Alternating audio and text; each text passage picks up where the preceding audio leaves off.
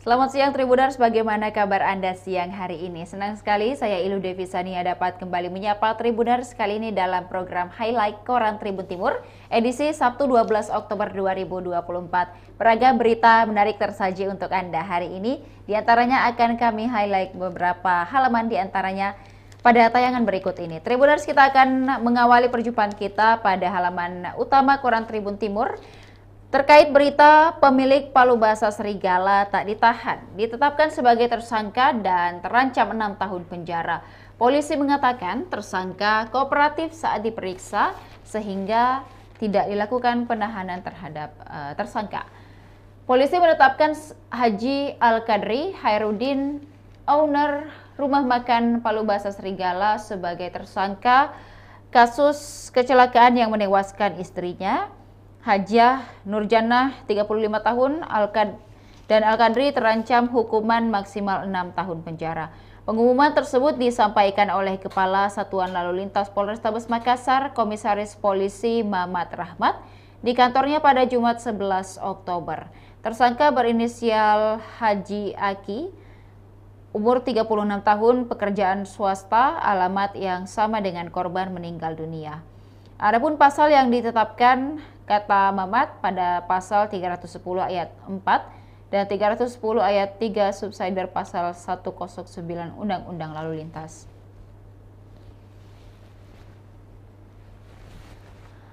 Kemudian pada saat kecelakaan Tribuners, kesaksian Muzayin mengatakan asap hitam halangi pandangan.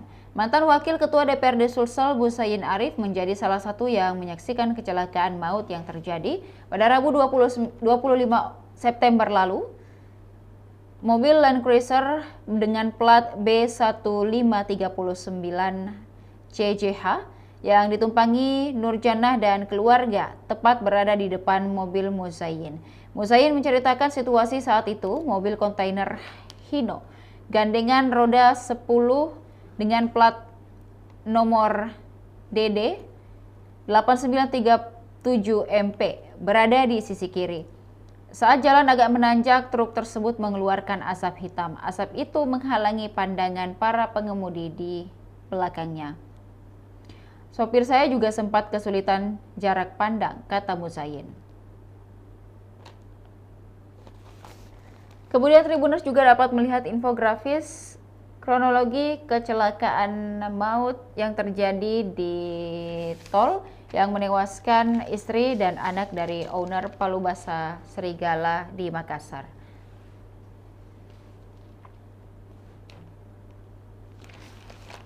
Alasan tidak ditahannya tersangka karena tersangka kooperatif selama pemeriksaan, dan juga alasan kemanusiaan karena korban adalah istri dan anaknya.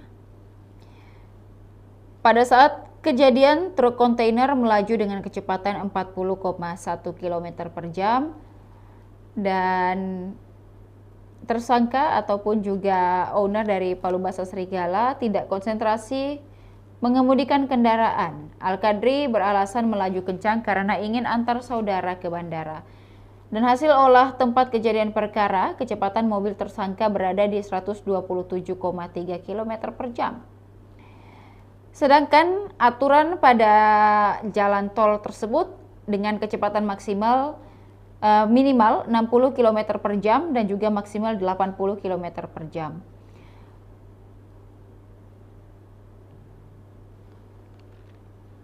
Tribuners juga dapat melihat beberapa dokumentasi yang ada di lokasi kejadian, di mana ada truk dan juga mobil yang dikendarai oleh korban yang tampak ringsek di bagian tengah, di bagian depan hingga tengah, dan beberapa gambar lainnya yang menjelaskan situasi di sekitar lokasi.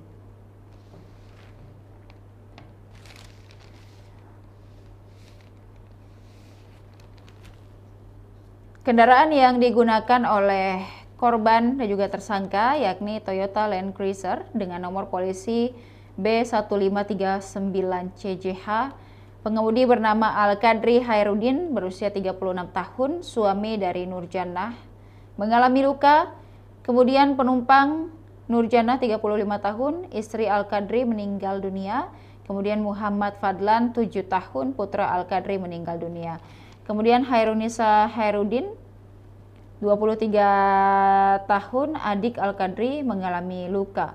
Sedangkan mobil yang ditabrak atau truk yang ditabrak merupakan truk Hino dengan nomor polisi DD 8937 MP, pengemudi bernama Wahyudi 36 tahun, selamat tanpa ada cedera. Beralih dari berita kecelakaan lalu lintas Tribuners, di halaman utama ini juga terdapat berita terkait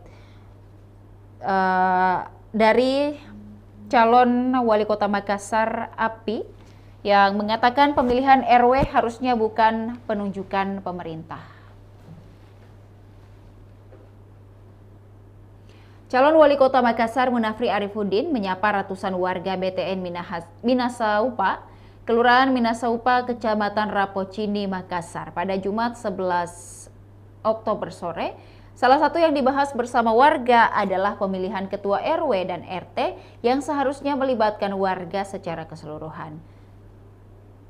Pemilihan ketua RW dan RT di Makassar menjadi perhatian pasangan mulia atau Munafri Arifuddin dan juga Alia Mustika Ilham. Pasangan ini berjanji kembalikan mekanisme demokrasi dalam pemilihan RW dan juga RT. Munafri atau API tegaskan bahwa proses pemilihan mereka harus secara adil. Selain itu, Tribuners, juga ada berita di halaman utama terkait Jokowi boyong 43 kambing ke Solo. Presiden Joko Widodo sudah mulai memindahkan barang pribadinya ke Solo, Jawa Tengah menjelang purna tugas pada 20 Oktober 2024 mendatang. Menurut Jokowi, ia sudah memindahkan sekitar 70% barang-barangnya yang ada di istana ke tempat kampung asalnya, yakni Solo. Barang yang akan ikut diboyong dari istana ke Solo, Jawa Tengah diantaranya adalah kambing. Jumlahnya tak sedikit. Jokowi mengatakan terdapat 45 kambing yang akan ia bawa ke Solo. Diketahui Jokowi memiliki koleksi kambing yang dipelihara di halaman Istana Bogor, tak jauh dari kolam kebun raya Bogor. Jokowi bercerita bahwa dia mulai memelihara 5 kambing saat awal menjabat. Awalnya ia hanya memelihara 5 ekor kambing, namun jumlah kambing peliharaan Jokowi itu berkembang hingga kini sudah mencapai 43 ekor.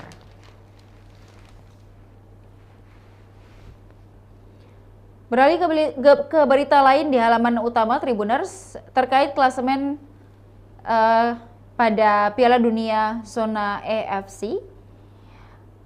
Ada berita terkait wasit Salim. Kemenangan Indonesia yang sudah berada di depan mata sirna setelah Bahrain menyamakan kedudukan 2-2 pada masa extra injury time di grup C babak kualifikasi Piala Dunia zona Asia di Rifa. Jumat 11 Oktober dini hari, Garuda harus puas bermain 2-2 setelah Bahrain memanfaatkan keuntungan tambahan waktu yang diberikan oleh wasit Ahmed Alkaf asal Oman. Sejumlah netizen dan juga supporter timnas di tanah air menyebut wasit Ahmed Alkaf dari Oman dengan sebutan wasit zalim. Mereka merasa kesal terhadap wasit Ahmed karena keputusannya yang dianggap tidak fair, terutama membiarkan pertandingan terus berjalan di luar batas waktu yang sudah ditentukan. Pertandingan diberi masa 6 menit tambahan waktu injury time. Namun setelah 90 plus 6, pertandingan belum juga usai. Hingga akhirnya Bahrain bisa menyamakan skor 2-2 pada menit 90 plus 9. Barulah pertandingan berakhir. Netizen mengungkapkan unek-unek mereka karena sikap wasit yang mereka anggap tidak fair itu melalui saluran media sosial. Mereka menyebut wasit Ahmed Alkaf sebagai wasit zalim. Untuk diketahui Tribuners, klasemen grup C kualifikasi Piala Dunia 2024 kali ini zona AFC. Yang pertama ada Jepang dengan 9 poin, kemudian Australia 4 poin, Saudi Arabia 4 poin, Bahrain 4 poin, Indonesia 3 poin, dan China ada 0 poin. Jadwal laga Indonesia ada pada tanggal 15 Oktober mendatang, China versus Indonesia, kemudian 14 November maksud kami 2024 ada Indonesia versus Jepang. Disusul pada jadwal 19 November ada Indonesia versus Arab Saudi, kemudian 20 Maret tahun depan Australia versus Indonesia, dan juga 25 Maret mendatang ada pula Indonesia versus Bahrain, dan pada 5 Juni 2025 Indonesia versus China, dan terakhir ada 10 Juni 2025 Jepang versus Indonesia. Adapun hasil laga Indonesia, yang pertama Arab Saudi dengan Indonesia dengan skor 1-1, Indonesia Australia dengan skor 0-0, dan juga Bahrain dan Indonesia dengan skor 2-2.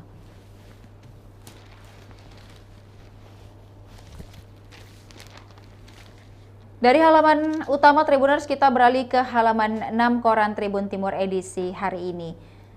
Pada rubrik Makassar terdapat highlight berita terkait nelayan wajib punya kartu Kusuka. Kartu Kusuka atau pelaku usaha kelautan dan perikanan wajib dimiliki oleh para nelayan. Kartu ini merupakan program dari Kementerian Kelautan dan Perikanan untuk mempermudah akses bantuan bagi para nelayan.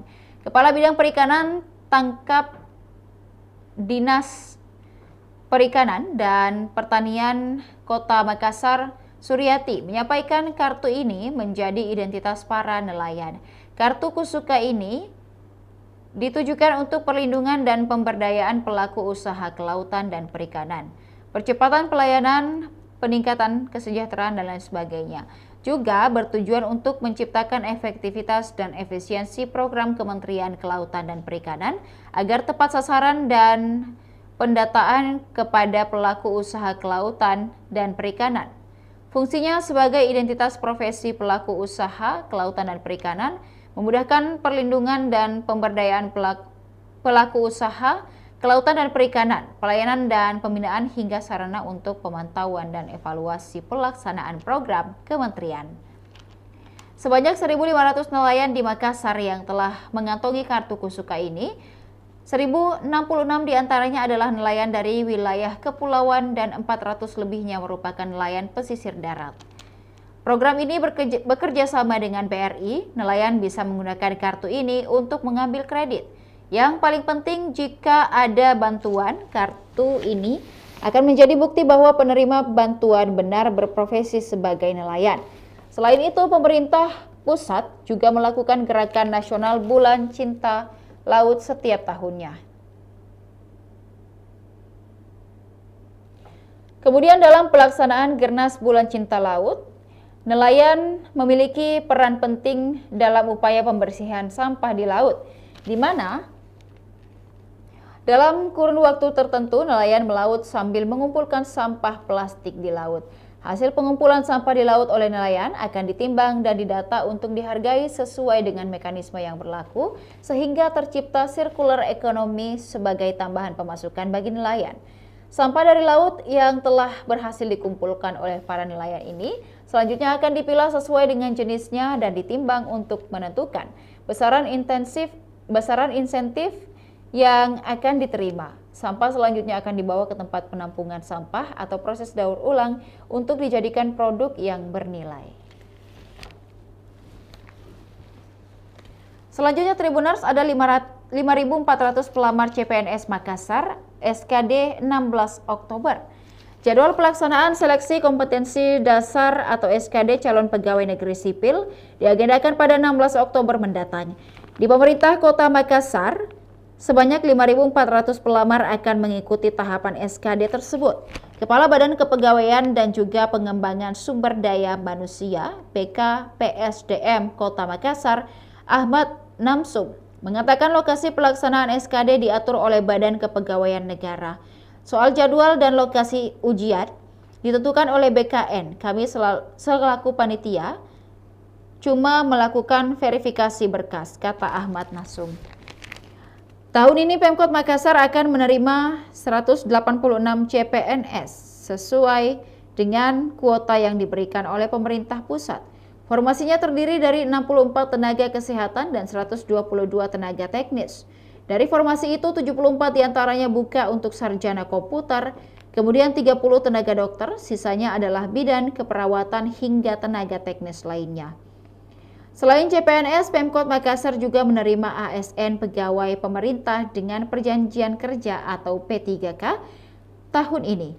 Tahapannya masih sementara dalam proses pendaftaran yang dibuka mulai 1 hingga 20 Oktober mendatang. Adapun seleksi P3K dibuka dalam 2 tahap. Untuk tahap pertama hanya dikhususkan bagi pegawai honorer kategori K2 dan yang namanya masuk dalam database Badan Kepegawaian Negara pada tahun 2021 lalu. Selanjutnya untuk tahapan kedua, pendaftaran atau seleksi akan dimulai pada 17 November 2024 mendatang. Tahap kedua ini akan terbuka bagi pegawai honor dengan masa kerja minimal 2 tahun, namun namanya tidak masuk kategori K2 dan tidak tercantum dalam database BKN. Mereka kesempatan mendaftar nanti pada tanggal 17 November 2024. Dengan syarat yang ditetapkan di atas, semua laskar pelangi di Pemkot Makassar dengan masa kerja minimal 2 tahun berpeluang untuk menjadi P3K dengan mengikuti seleksi.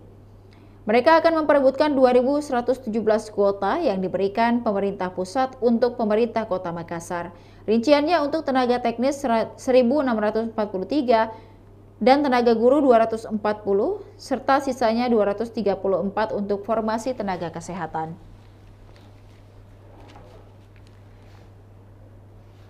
Selain itu, Tribuners, ada juga berita terkait deflasi yang juga menimpa Kota Makassar, namun Sulsel tentunya. Namun PJ Gubernur Sudan nilai daya beli di Sulsel tidak turun meski deflasi sudah 5 bulan terjadi.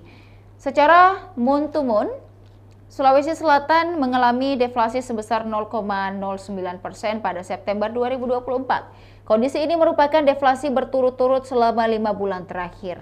Kata Badan Pusat Statistik, Sulsel mencatat pada Mei 2024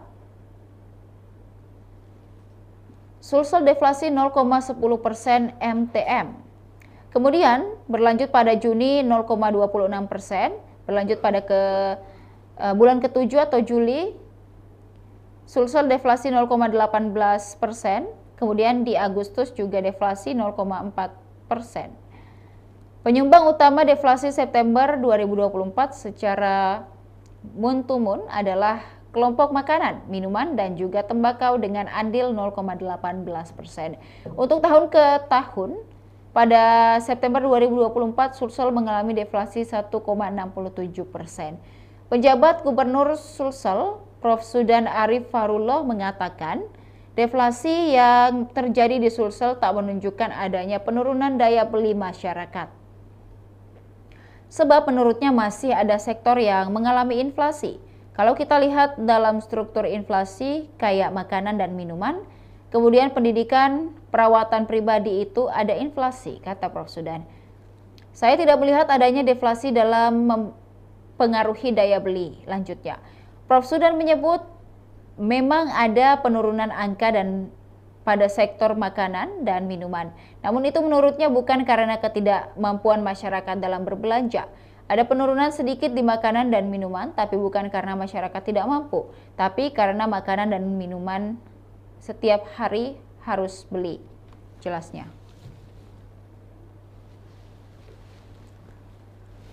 Kemudian Tribuners, berita terakhir di halaman 6 Koran Tribun Timur kali ini ada terkait jaksa tangkap 2 tersangka korupsi pipa limbah. Kejaksaan Tinggi Sulawesi Selatan menetapkan 2 orang sebagai tersangka dalam kasus dugaan korupsi proyek pembangunan perpipaan air limbah di Kota Makassar.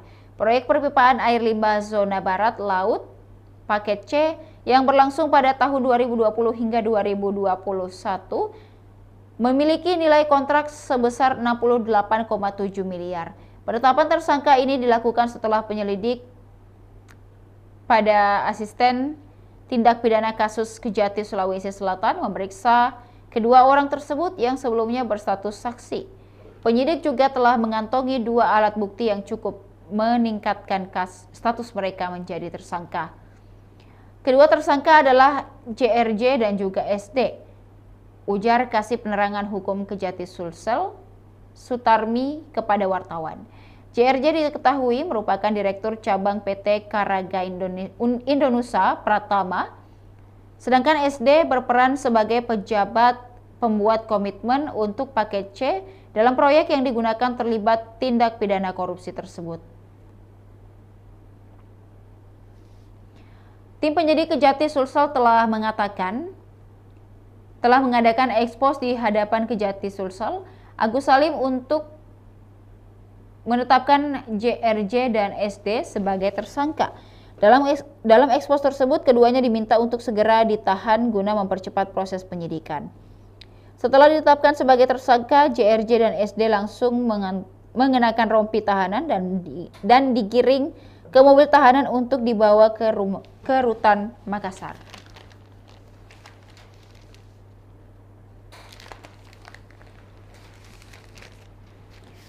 Beralih ke halaman 8 Tribuners di Tribun Politik, Koran Tribun Timur hari ini, ada highlight terkait panelis debat Pilgub pengalaman di debat Pilpres. KPU tunjuk 7 orang panelis untuk debat Pilgub kali ini, Tribuners. Komisi Pemilihan Umum Sulawesi Selatan telah menentukan siapa saja 7 panelis untuk debat Pilgub dan pertama, di debat Pilgub di Sulsel, maksud kami, berencana pada tanggal 28 Oktober dan 13 November 2024. 2 pasang calon gubernur Sulawesi Selatan akan memaparkan visi misi mereka di hadapan para pendukungnya. Ada 7 panelis yang disiapkan oleh KPU Sulsel dalam debat tersebut, 1 diantaranya adalah panelis di Pilpres 2024 lalu. Pada halaman 8 Koran Tribun Timur kali ini, Tribuners, dijelaskan bahwa Komisi KPU Sulsel Hasrudin Hussein mengatakan dalam debat pertama ada 7 panelis yang sudah ditentukan oleh KPU Sulsel. Kita sudah menetapkan untuk debat pertama, tapi kita belum bisa bocorkan untuk saat ini. Pasti sambil jalan prosesnya baru kita umumkan, katanya pada Jumat 11 Oktober. Dan dalam debat tersebut, kata Hasrudin, 2 pasangan calon akan beradu gagasan dalam menyampaikan visi misinya kepada publik. Ada 2 pasangan calon yang akan berdebat menyampaikan programnya. Visi misi dari kedua pasangan calon tersebut.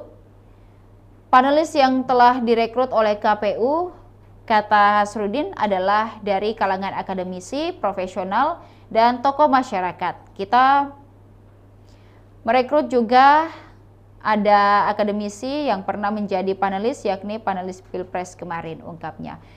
Satu hal terpenting dalam perekrutan panelis kemarin, kata pria yang akrab disapa Uceng itu, para panelis tidak boleh terafiliasi dengan salah satu pasangan calon. Satu syarat mereka tidak terafiliasi dengan pasangan calon.